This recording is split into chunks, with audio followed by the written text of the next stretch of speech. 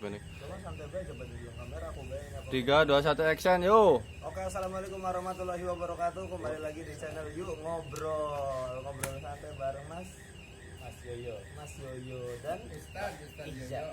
Mas Iza. Oke, terima kasih. Ya, ini segmen video pertama ya Mas Yoyo. Iya, di betul, channel Yuk betul, Ngobrol ya. betul. Oke. Mas Yoyo ini sebagai apa nih di sini nih? Dari istilahnya kayaknya pakai sorban. Wah, saya sapa dulu ya. Siap. Assalamualaikum warahmatullahi wabarakatuh. Apa kabar teman-teman sahabat ngobrol semuanya, dan apa kabar teman-teman di studio nih? Ada Mas Adit sama Mas Iza. Mas Iza. Ini baru kenalan nih. Iya. Mudah-mudahan makin akrab dan ada tindak lanjut obrolan yang lebih seru nanti ke depannya. Saya di sini sebagai apa ya? Sebagai tamu mungkin ya. Karena baru kesini. Jadi kesini sebetulnya pengen sharing ya, berbagi sama teman-teman. Saya lihat di sini teman-teman itu punya potensi dan punya waktu yang luang. Nah, kayaknya kita kalau bikin sesuatu yang bermanfaat kayaknya bagus. Betul. Oke. Kita temanya apa nih? Ada requestan nggak? Apa diserahin ke saya? Kayaknya yang ramai sekarang apa ya? BBM ya. BBM sih yang mendadak Waduh. ujuk-ujuk di tengah siang.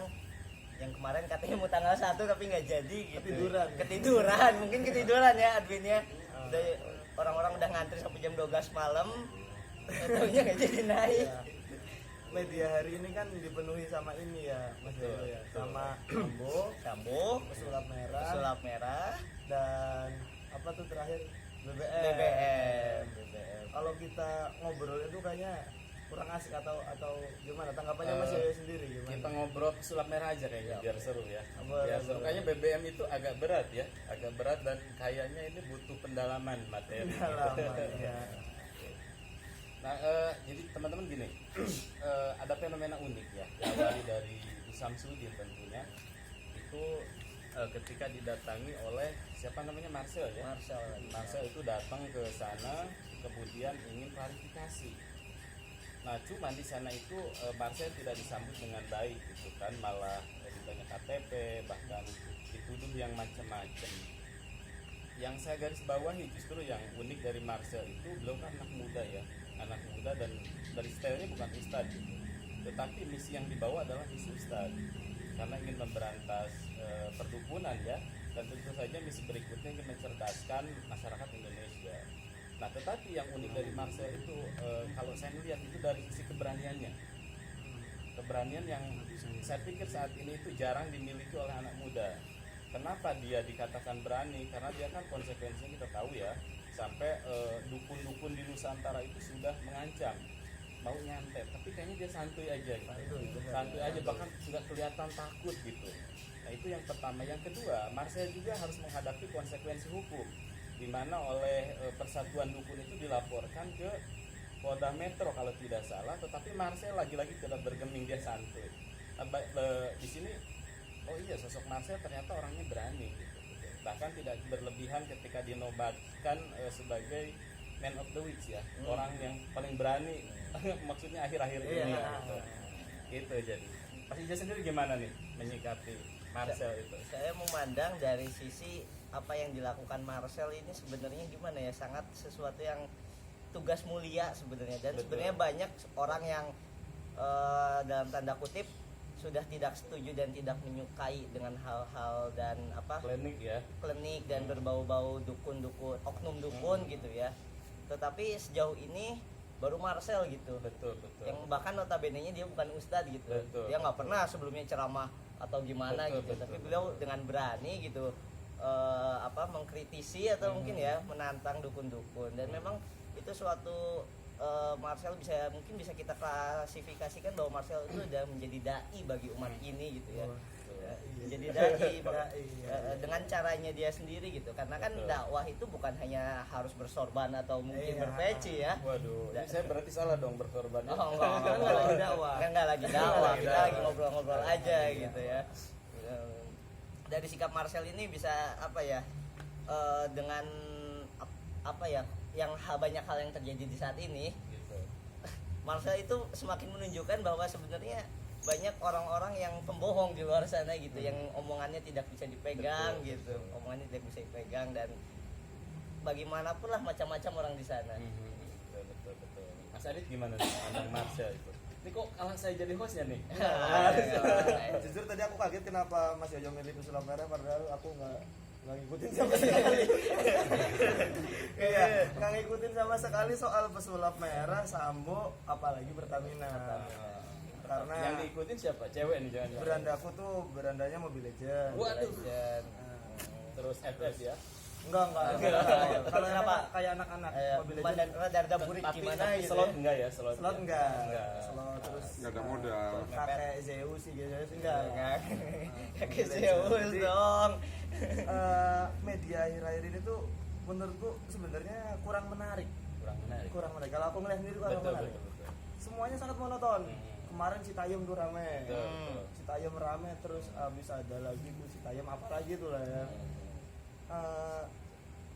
Media itu berangsur-angsur sangat kompak gitu, sangat Iya. tidak variatif Sangat dalam tidak variatif. dalam mengangkat itu. Menurutku kurang variatif. Jadi aku lebih senang melihat berita-berita yang apa ya, agak alternatif tentang misal apa di Jepang gitu, penelitian sapi wagyu di Indonesia atau malah kadang nonton gitu. Tapi beberapa tahu soal pesulap merah. Yang aku sedikit kaji justru malah di ininya. Sebenarnya lahirnya dukun di Indonesia itu seperti apa? Kenapa bisa itu? Terus kalau ngomongin dukun itu kan juga kental dengan ini ya Mas Yoyo ya. Tadi ada briefing sedikit dari Betul. bahwa Mas Yoyo ini ada latar belakang Ustaz. Nanya aja Masya sekali. Allah. Ya, malu saya posisi kaki langsung gitu. Enggak. Pengen duduk di bawah Pengen tapi tanya gimana gini, gitu. pengen tanya gini aku malu Mas Yoyo. Kalau sebenarnya ngomongin dukun di Indonesia ya, dukun itu kan mungkin setahu saya, menurut yang pernah saya baca itu kan kayak semacam dukun bayi, terus itu kan semacam orang yang mempunyai kelebihan layaknya dokter pada saat Tabib pada mungkin tabib. ya, Nah, tabib. betul istilah Arabnya mungkin tabib. Lah, konotasi dukun pada saat itu kesini-sini kan beralih menjadi seperti paranormal, orang sakti yang bisa terbang apalah. Terus sekarang ada lagi fenomena santet. Santet itu kan kayak menyakiti, menintimidasi, bahkan membunuh dari jarak jauh lah ya, Betul. kurang lebih definisinya gitu. Menurut Mas Yoyo sendiri santet itu adalah tahu nggak? Iya. Jadi bicara masalah dukun ya, pertama kita bahas dari si istilah ya. Istilah itu biasanya awalnya itu netral. Istilah apapun netral, tidak memiliki unsur tertentu ya. Bahkan dalam Islam sendiri bisa dihukuminya istilahnya itu mubah, satu istilah. Tetapi ya akan berubah ketika istilah itu digunakan untuk klasifikasi kelompok tertentu. Dalam hal ini dukun itu identiknya dengan orang yang tadi memiliki orang pintar ya. Kenapa disebut orang pintar? Karena yang datang orang bodoh gitu. Nah kalau dukun itu sudah identik dengan tadi ya orang yang mengetahui hal gaib, bahkan dia tanda kutip mengambil alih kuasa Allah ya, itu ya jatuhnya jadi haram karena sudah melekat ke situ. Nah mungkin nanti akan ada tafsir bahasanya pengkhususan bagi dukun bayi, nah itu boleh gitu. Tetapi kalau dukun dimakna secara umum kan identiknya dengan praktek sihir dan lain sebagainya. Nah tentunya sebagai orang Islam kita harus percaya bahwa hal gaib itu ada. Nah bahkan itu menjadi salah satu syarat seorang mukmin itu meyakini bahwa gaib itu ada atau Allah juga ada kan gitu ya, malaikat ada gitu kan. Nah terkait santet ini cerita Rasulullah ya, Rasulullah sendiri ternyata pernah disantet. Pernah Rasulullah itu pernah disantet dan kena gitu. Sekelas Rasulullah saja itu disantet dan waktu itu diruqyah oleh malaikat Jibril dan dikasih malaikat ya. iya dan ya kan luar biasanya Rasulullah itu jadi ada penjaganya, guardian angel, guardian angelnya itu Iya. Jibril. Nah kalau kita siapa nih angelnya? Berarti kita mudah disantet Iya, harusnya sih iya gitu Sekelas ya, Nabi harusnya Muhammad iya. pun. Nah Nabi Muhammad yang imannya tinggi pun bisa disantet gitu betul. ya. Tetapi kita yakin bahwa yakin bahwa bagi seorang mukmin penjaga terkuat itu adalah Allah gitu ya. Kita sendiri tidak boleh terlalu sombong gitu ya, menantang seolah-olah saya tidak mempan disantet gitu ya, karena faktanya memang Rasulullah pun pernah disantet gitu. Tetapi di balik itu semua kita nggak boleh takut sama tukang santet. Kita punya Allah gitu. Bahkan saya hari kemarin itu upload di channel Yuk Ngobrol itu ada pengakuan salah satu tukang sihir dari Rusia, perempuan. Itu sempat viral ya. Itu saya upload ulang di Yuk Ngobrol bahwa dia itu selama hidupnya yang paling sulit itu mensantet orang Islam. Dia bukan orang Islam.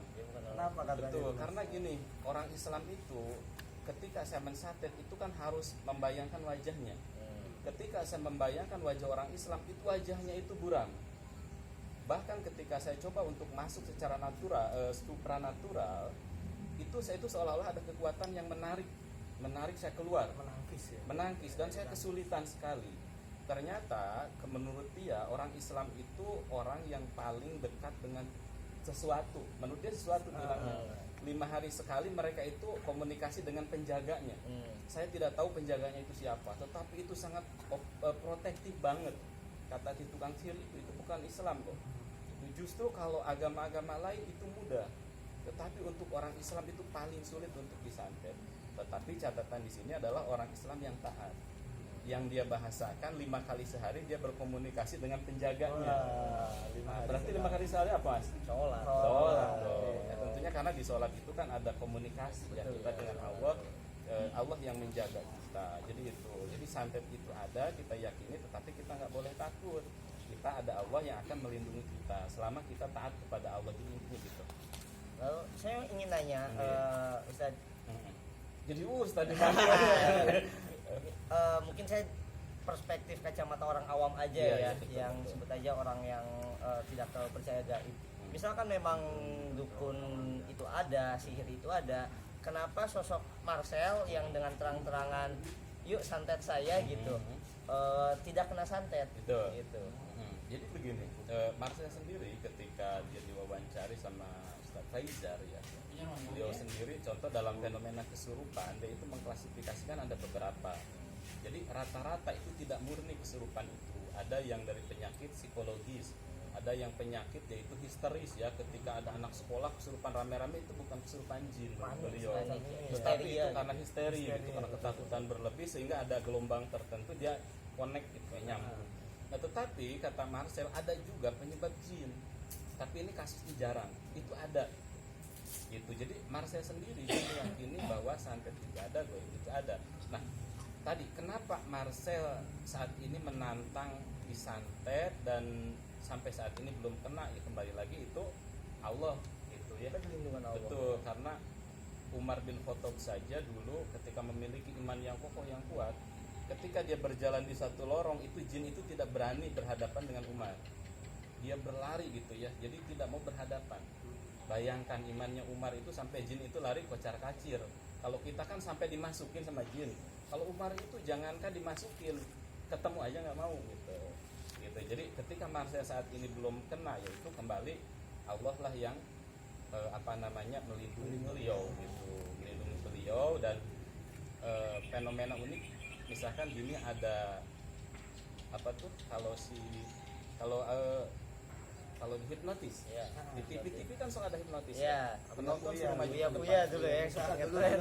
Tetapi hipnotis itu ada kalanya penonton itu ada yang dikembalikan ke tempat.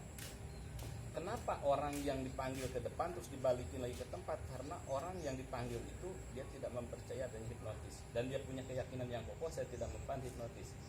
Jadi ternyata keyakinan ini sangat penting untuk menangkal sihir, hipnotis dan lain sebagainya. Contoh kita dalam Islam itu diajarkan kalau mau keluar rumah kita baca Bismillah tawakkaltu ala Allah, dengan menyebut nama Allah saya bertawakal. Itu kalau selama keluar rumah kita yakin Allah melindungi kita, insya Allah di hipnotis nggak mempan. Gitu. Jadi keyakinan itu luar biasa pentingnya, nggak boleh main-main dengan keyakinan. Jadi begitu. Menarik ini.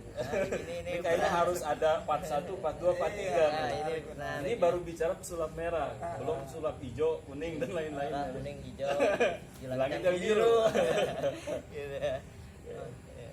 Yang ingin saya tanyakan lagi ya, terkait dengan hal-hal santet dan perdukunan khususnya. Tertarik sekali ya dengan santet. Ya, Ada niatan untuk. saya lebih melihat ini sih, barangkali mungkin kedepannya ada peluang bisnis di situ. Develop sebuah develop perusahaan santet, perusahaan gitu kan. santet Di gitu, develop lumayan. Kayak dokter Ricardli kan kalau ada orang yang bisa mindahin penyakit dia mau bikin klinik pemindahan jerawat ke hewan gitu kan, jadi nggak perlu capek-capek skincare.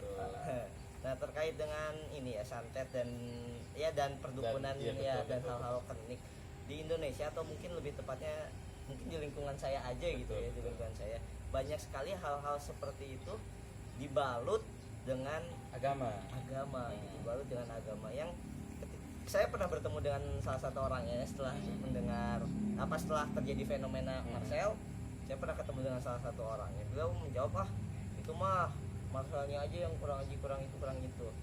Tapi menjadi semakin kesini tuh semakin terdistorsi gitu kan, semakin terdistorsi makna agama yang baik. Nah sebenarnya bener nggak sih, saya pakai kacamata orang awam ya, bener nggak sih sebenarnya agama itu melindungi kita dari ayat-ayat itu tuh sebenarnya melindungi kita dari hal-hal gaib? Maksudnya gini, saya tidak punya keimanan tapi saya membacakan ayat-ayat tersebut, apakah ayat-ayat tersebut benar-benar mampu melindungi dari hal seperti itu? Jadi yang patut kita yakini bahwa seorang muslim dia meyakini bahwa yang melindunginya adalah Allah, bukan ayat-ayatnya. Ayat-ayat itu hanyalah perantara wasilah yang telah dicontohkan oleh Rasulullah ketika pengen dijaga dari malam sampai pagi oleh gangguan jin, bacalah ayat kursi kan gitu. Kemudian meruqyah diri sendiri, bacalah misalkan Al-Falaq, An-Nas, Al-Ikhlas dan Al-Baqarah 2 ayat terakhir. Nah tetapi sekali lagi yang melindungi kita bukan ayat-ayat itunya, tetapi Allahnya. Tetapi kita sendiri untuk dapat perlindungan Allah kan ada caranya.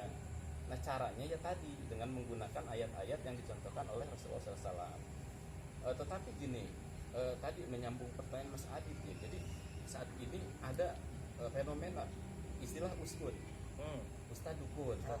Nah jadi seolah-olah agama Islam itu identik dengan lebur jadi gitu. mereka Nah memang gini, ada di pondok-pondok pesantren tradisional, tidak semuanya tentunya itu yang mempelajari itu ada kitab namanya Al-Wafaq namanya, itu pernah dibahas oleh Ustaz Faizar dan oleh Buya Yahya ya, bahwa Al-Wafaq itu menyesatkan, itu berbahaya gitu. Itu kitab itu di kalangan tertentu masih dipercaya, kayak bikin tulisan-tulisan yang Arab yang bolak-balik.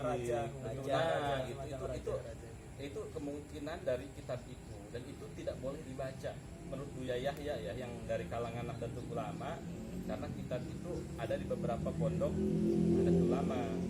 Bahkan saya sendiri dulu pernah gitu belajar ilmu kebal gitu ya, terus belajar kayak padi 7 sumur kayak gitu tuh pernah gitu, terus sambatan gitu itu pernah gitu. Hasil Ya benar-benar kesurupan gitu.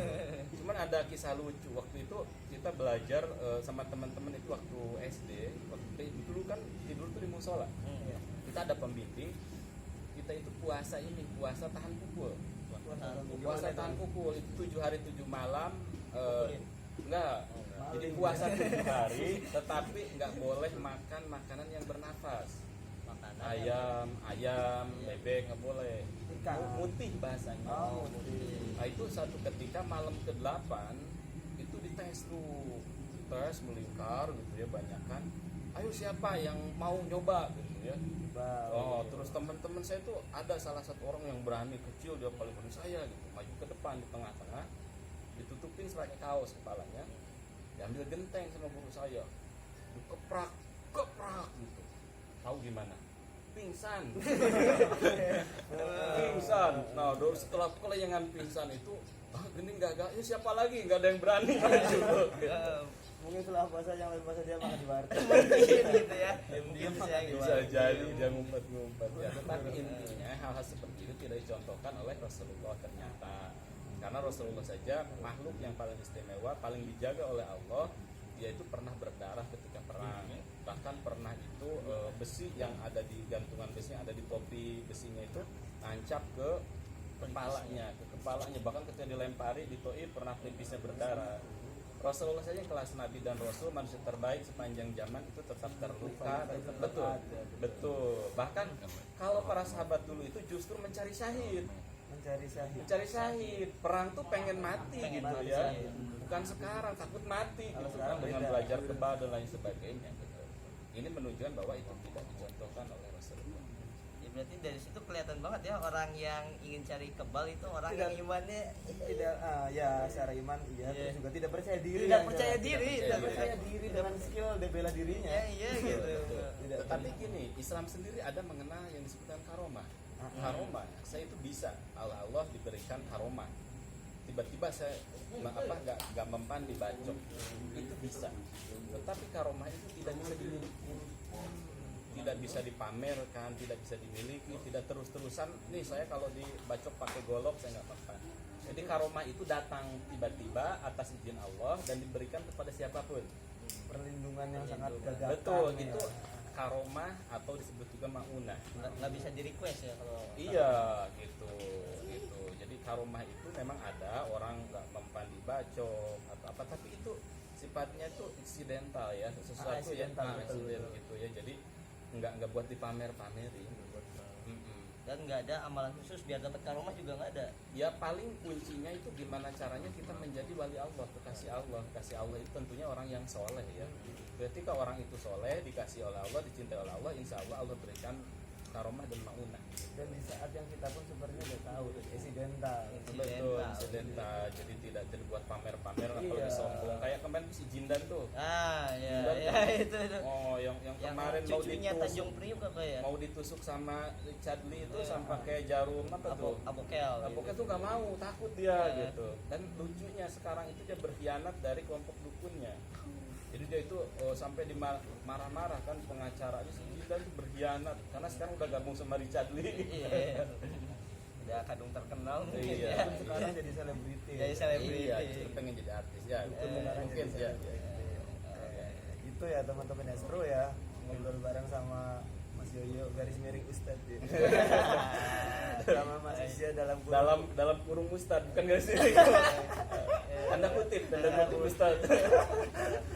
Iya, sangat menarik ya, tadi banyak sekali obrolan tentang ya bagaimana dunia perdukunan hari ini, substansi perdukunan, wah menarik sekali. Terima kasih ya Mas. Siap. Tadinya saya itu udah nyiapin obrolan itu Apa? namanya Ikigai. Ikigai. Pernah Apa dengar itu? ya? Apa? Itu konsep hidup orang Jepang. Nah, Nah, kita bahas Di next penasaran, episode, betul. yuk kita bahas nanti biar lebih seru lagi. Stay on here. cek. Watching. Bye. Thank you. Wes? Kerasa rencana 15 menit nih. Hah? 2 menit. 22 menit.